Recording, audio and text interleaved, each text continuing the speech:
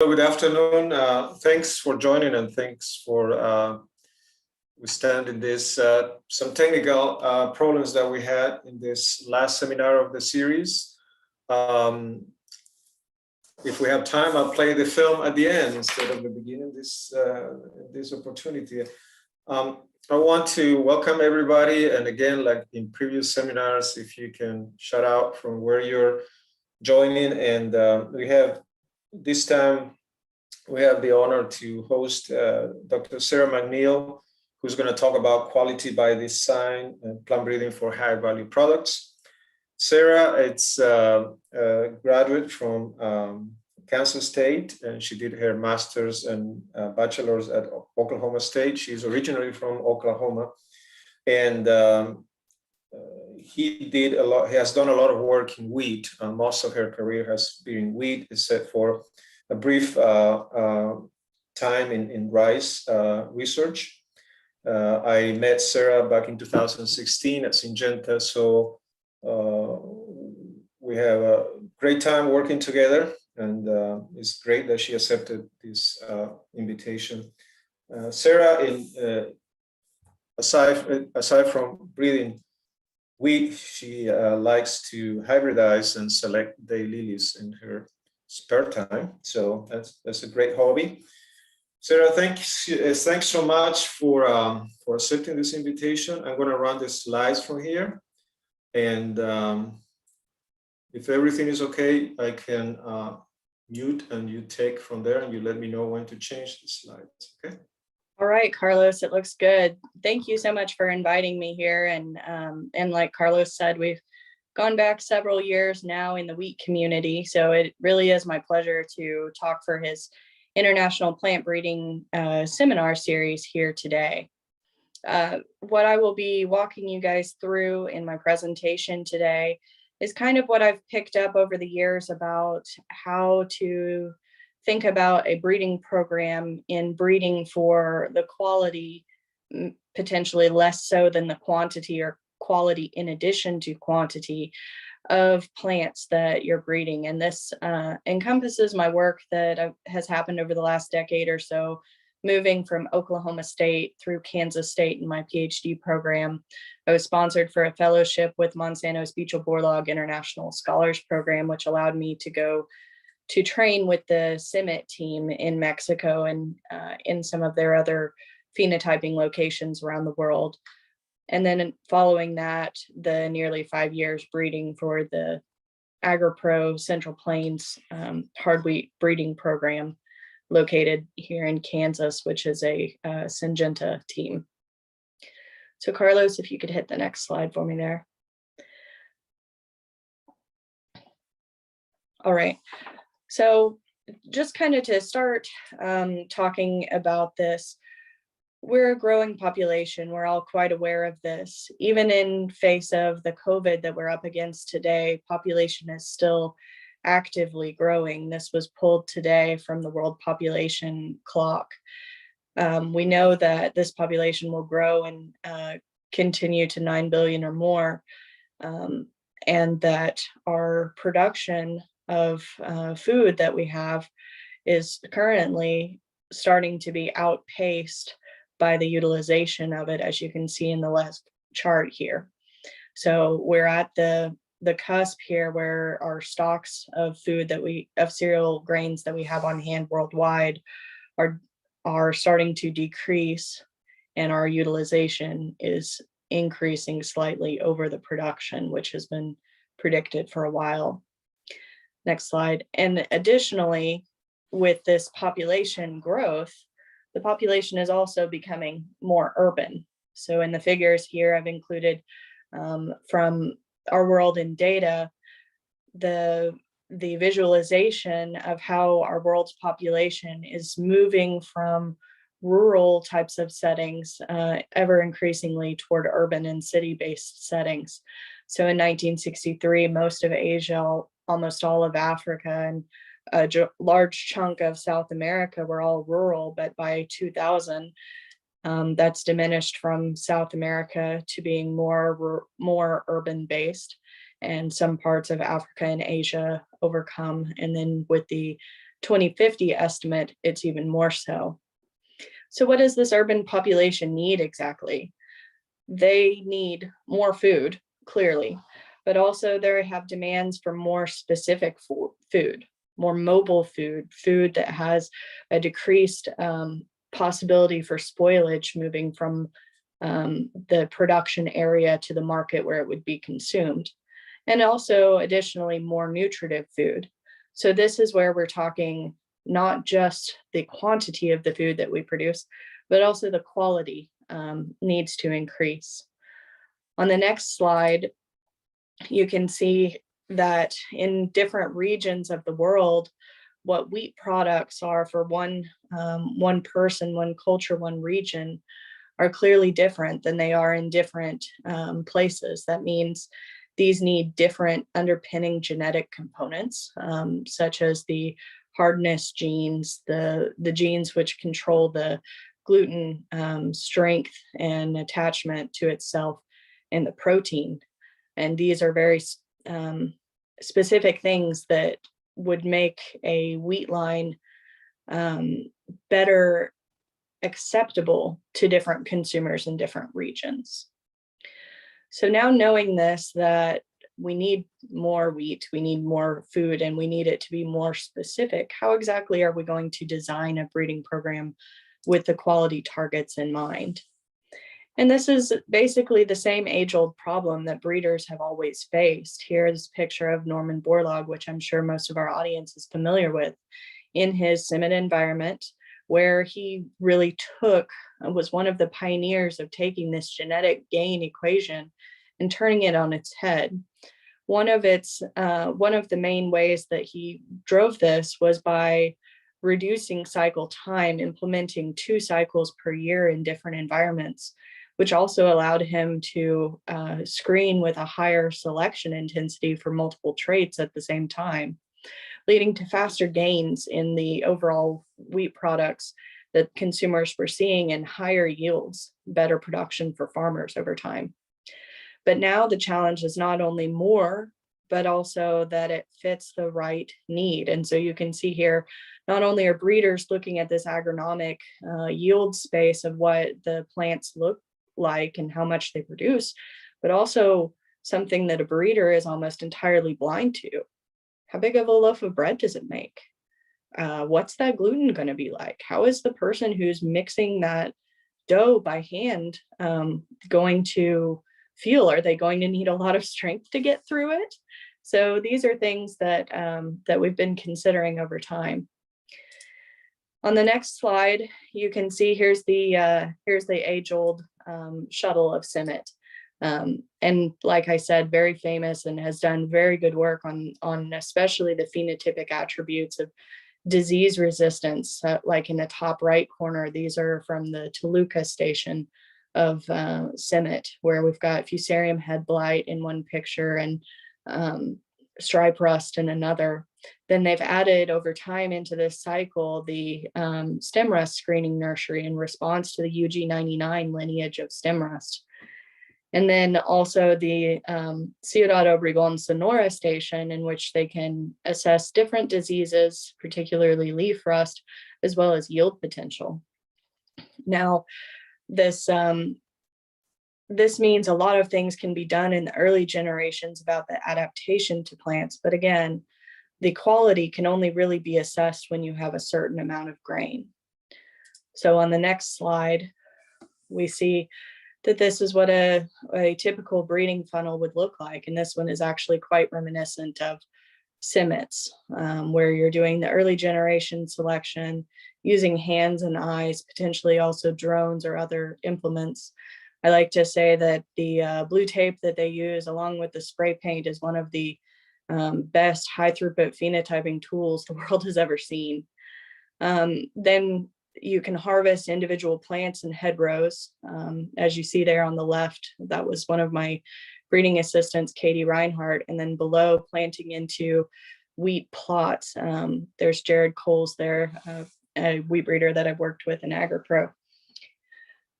And then finally, you can go through some of these yield trials, but it's still very late in this cycle. And we've gone through and filtered out so many things before we actually know about the quality of the grains. So what CIMMYT had introduced was genotyping, using genotyping by sequencing at the point where they were at their first year yield trials when I was in grad school. And this is where I started with this puzzle of how do we know about quality faster? So next slide. Basically, the things that I'm discussing for you guys today are the breeding applied genomic tools for wheat quality, and what I've done with several different collaborators along the way to predict performance of the end use of and quality traits, to understand the genetic architecture and be able to apply even simpler marker assisted selection, and then finally to design crosses and strategies to where you're thinking about quality from the very beginning of the breeding program and not late stream in the breeding program. So next slide, the genomic selection.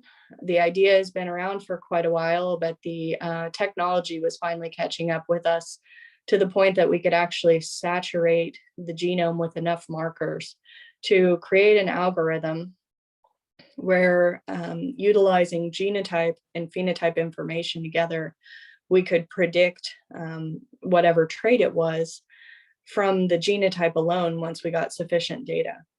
Turns out the CIMMYT breeding program is actually very excellent for this, just with the large amount of data that they're regularly generating. And it is a very good case study and a very good place to start with trying to figure out if this works, which is where I was when I started this program. The data I was given, the next slide, was the phenotype, the processing and end-use quality phenotypes from the CIMMYT breeding program. So they took everything from grain characteristics and milling, 1,000 kernel weight, test weight, the hardness of the grain, the yield of the flour off their experimental mills, and amount of protein. And then they had a very nice pipeline where they were going through and mixing this dough. On what you see in the top right is a mixograph. This thing is basically like an industrial KitchenAid mixer where you put your dough inside and it works sort of like a KitchenAid mixer and a seismograph put together. So you're measuring the resistance to the pins on the inside and it's making a curve, sketching a curve along this path, and you can read that to tell about how strong your dough is. The bottom left picture there is the alveograph. So this tells us about how strongly the gluten is attached to itself and therefore how much rise you can get on a loaf of bread. And finally, the end-all test is the loaf volume, but this is going to take several hundred grams of grain to get to this point. And next slide, having this data collected over several years through other grants that CIMMYT was working with, and me working on the quality data, we were able to amass quite a large set of data, about 5,500 entries with these phenotypes over time. And next slide, the first point, Carlos, next slide here. The first thing that we attempted to do was see just, and this was in the age before we had a wheat reference genome, a solid wheat reference genome. So we were seeing, using these de novo markers that we didn't know the placement of, could we actually predict the processing and end-use quality traits? Here on this slide, you're seeing the ones that are relating to the milling and the processing attributes.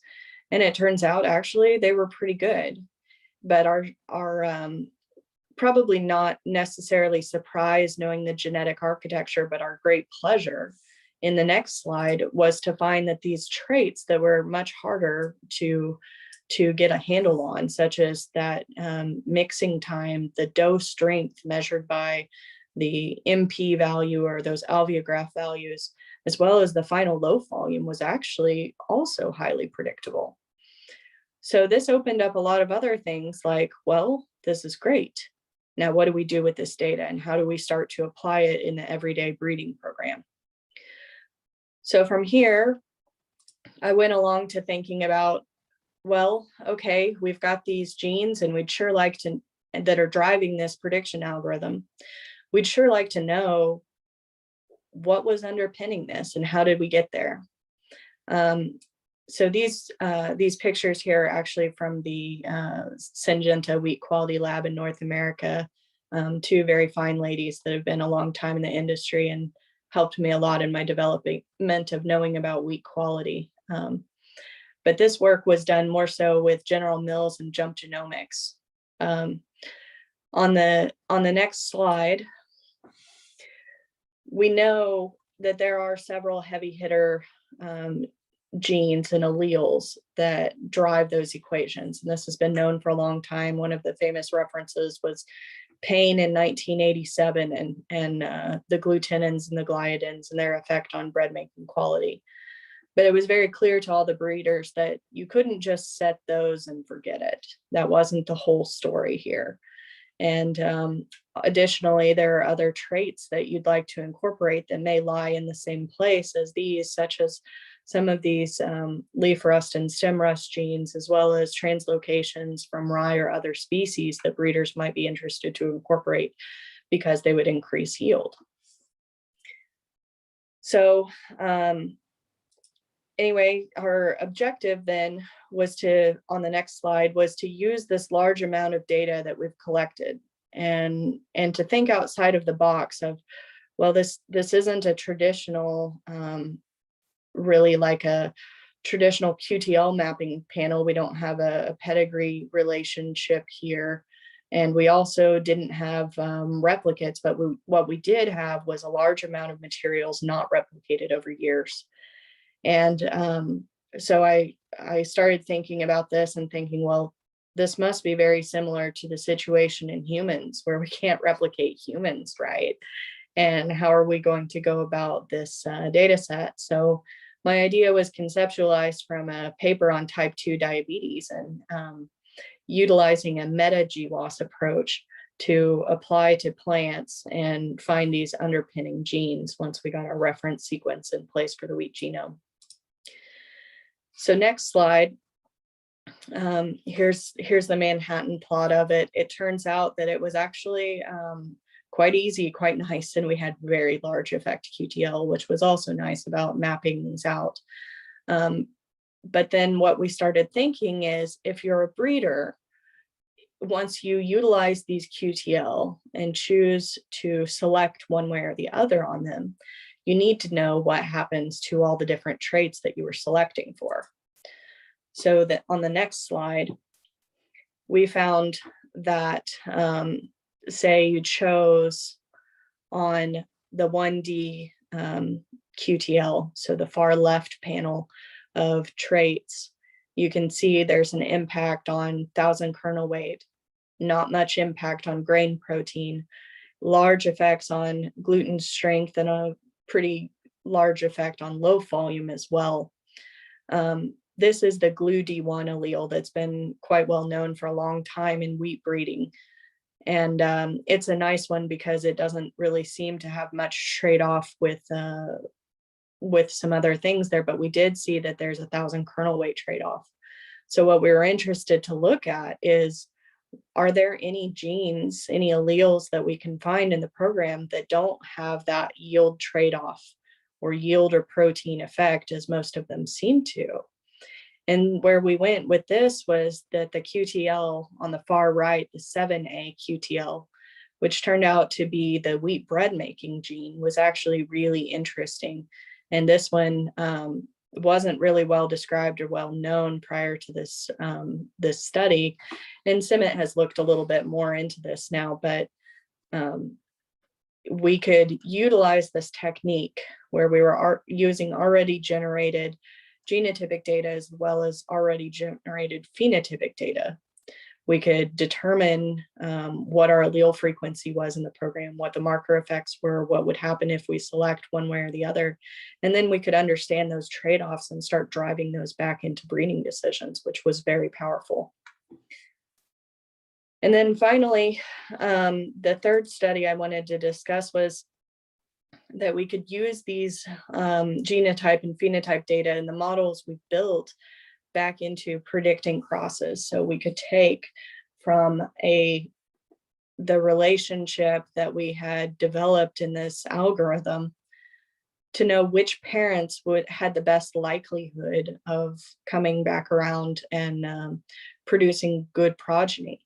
This has sort of been an age-old question with breeders of which ones make the best parents, and it's not necessarily the best performer itself per se, and it probably takes you a few generations or cycles seeing things to really rise to the top and see which ones truly had the top additive genetic variants that then continues to throw good progeny over several different kinds of crosses. So this GS approach turned out to be very interesting for that as well. And I worked with Bettina Lato-Linder, who's in Uruguay, on cross prediction. We looked at several different methods, but the discussions we had about what this really meant for a breeder and how do you start applying this to breeders, and the fact that you couldn't just maximize one trait because you would be minimizing other values was also another powerful outcome of this, and helped shape the way that I started into my breeding career. So I think the biggest thing I've taken from all these things is the fact that now that the generation of high density genotypic information is not that expensive, breeding programs are classically good at generating large bulks of phenotypic information. It becomes the power of using your own data, thinking outside the box, and thinking how you use your own materials, maximize your own data, and come up with more ways to help yourself work smarter rather than harder, has been my big take home. So anyway, this I kind of wanted to wrap this up by using a quote from one of the people I've worked with over the last several years, John Rich, that breeding wheat, breeding any crop, making a big change into your program is kind of like turning an ocean liner. It takes a lot of time. It takes a lot of focus, but it can be done. So I would challenge breeders to think not just in the quantity of what they're producing, but also in the quality and what exactly is the target of the product that they're sending to market, and start thinking about that, how you'll phenotype it sooner, how you'll collect data to make multiple outcomes off of the data you're generating, and play around with that, not just design something for one purpose or utilize it one time and let it be. And with that pretty much wraps up my seminar, and I'd like to open up for any questions that we have out here. Again, thank you, Sarah. As in previous seminars, please post your questions in the QA box, and we will answer in the order that the questions arrive. Okay. Thanks, Sarah. It's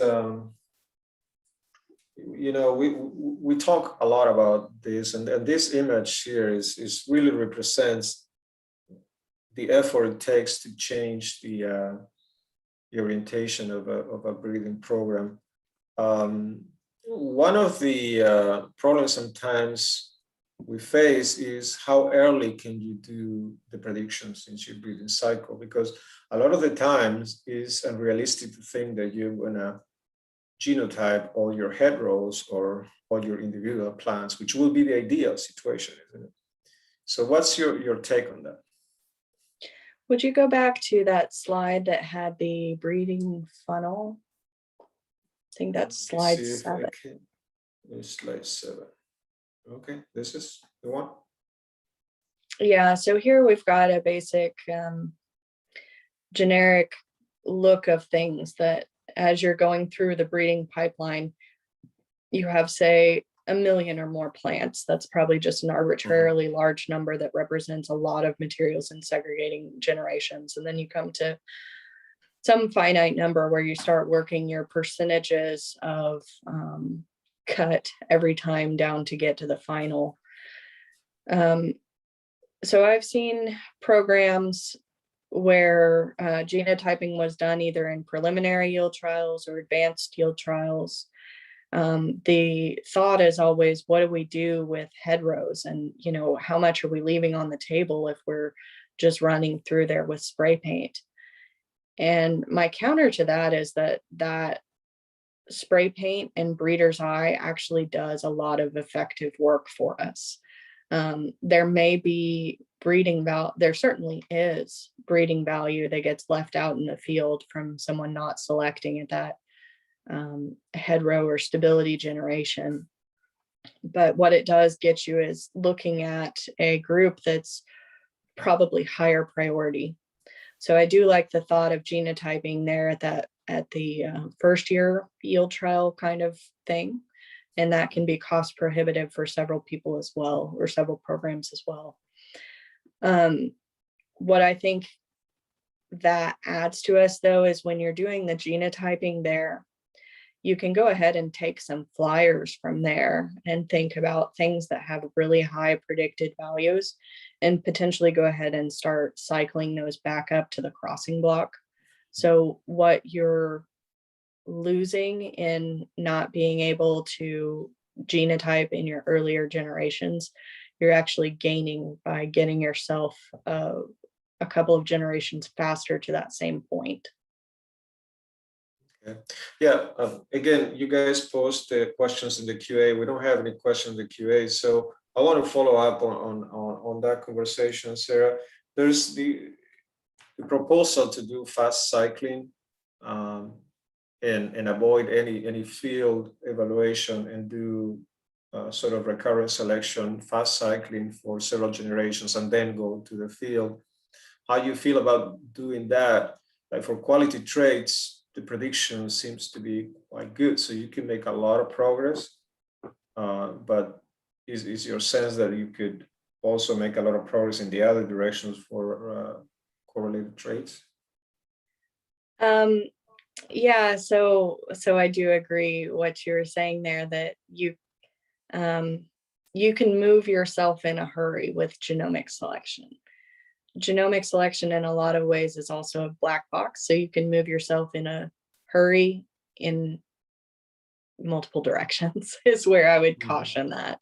Yeah. I do think that it is a good idea to do that as some small part of your breeding program, or the fact that you could get through, say in winter wheat, you could get through and decide to do DH, maybe more specifically on a couple of generations where you're crossing something, doing the doubled haploid process, doing genomic selection, crossing again and coming back out, and then phenotyping. To me, it's really getting materials up to the point that you can effectively phenotype multiple times.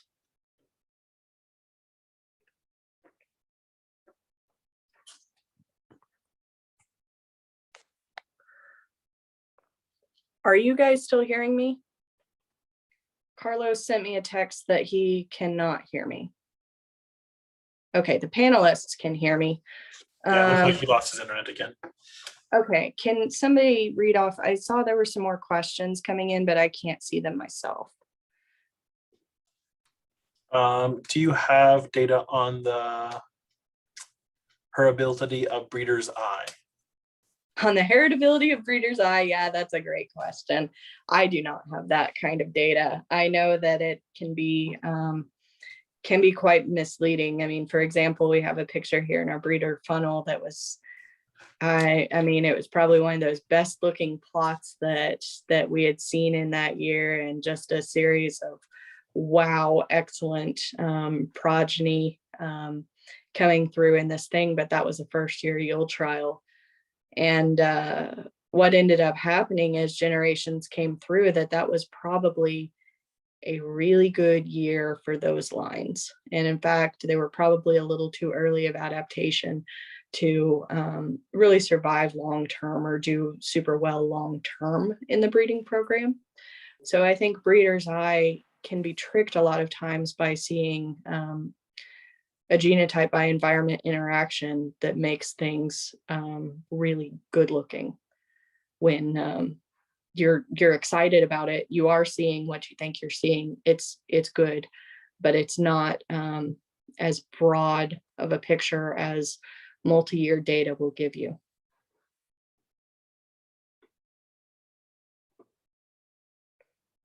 Are there any other questions in there? They're just asking, can you please or will you share your presentation with the participants? I do believe they will share those after. I believe their marketing team will send those out when the recording is published. Okay. Yeah, these are all publicly available. There's some publications that go behind each of these. I tried to cite those as I went through here as well. Excellent. Sorry, Sarah, but I'm having issues with my internet connection here. It's not good, but connected through the phone. You can see the questions there from your side, if there are any. Yeah, Brandon had covered a couple with me there. Okay. There was a question about sharing your presentation. I don't know if you addressed that. Brandon had said that he thought that would go out when they release the recording of this, when you guys release the recording. Yes. Mm-hmm. Okay. Is there another thing that just came through in the Q&A? Yep. Another question. Yep. Can you please explain the haplotype effect side a little more? What do the 1D 4A represent? I apologize for my ignorance. Okay. So I don't know if anyone else here can share the slide. I was also having IT issues, so Carlos was sharing slides for me, and it sounds like he's having IT issues as well. Mm-hmm. Mm-hmm. Give me 1 second. I can get it pulled up for you. Okay. So what we've done here is we took the QTL hits that came off the Manhattan plots, or that came off of the GWAS that we did. We're on slide 18 here. So the QTLs that we detected, those actually were close in region. And so the decision was taken to slide 18, 2 more down from there. There you go. Thank you. The decision was taken then to analyze those multiple QTL in the same area as a haplotype, particularly because we were using genotyping by sequencing data, which had quite a bit of missing data.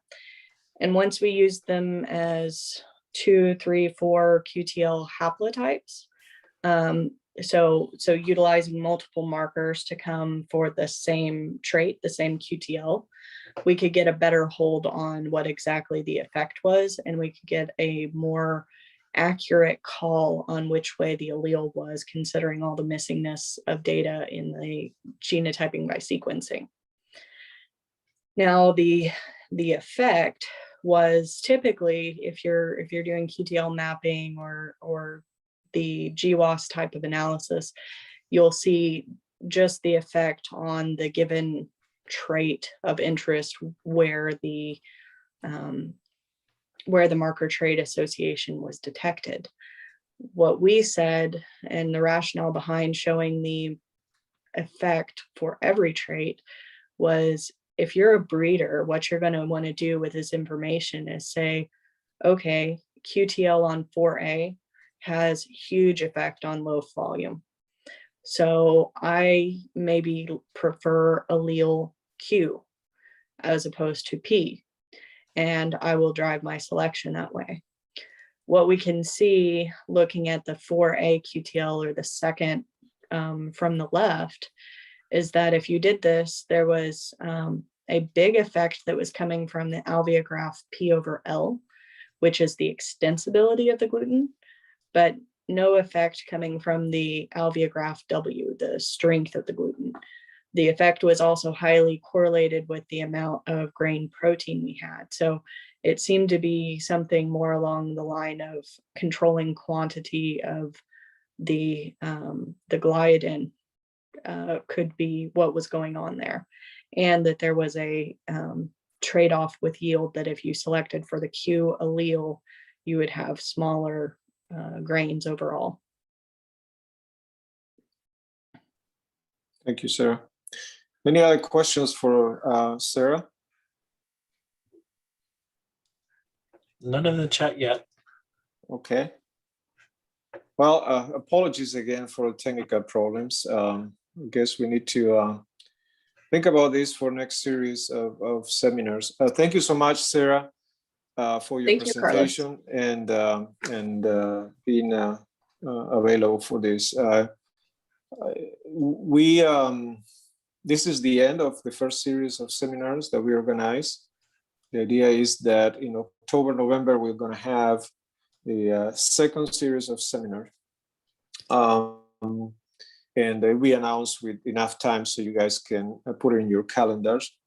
I appreciate your participation, and we look forward. We already aligned for next series, and probably be tapping on the shoulders of some of you or some other people to complete the series of seminars. It's been a pleasure to share this time with you. I hope you guys enjoyed as much as I did. And thank you so much. And again, the recordings of this will be shared later with you. And until October, I would say have a great season for those of you in the Northern Hemisphere. And we'll see you in October. Thank you so much. And thanks for the help that we have from Anthony today. Brandon was not able to help because he's on sick leave. So thank you so much. And thank you, Sarah, again. Okay. Thanks, Carlos. Okay. Bye, guys. Bye. Bye.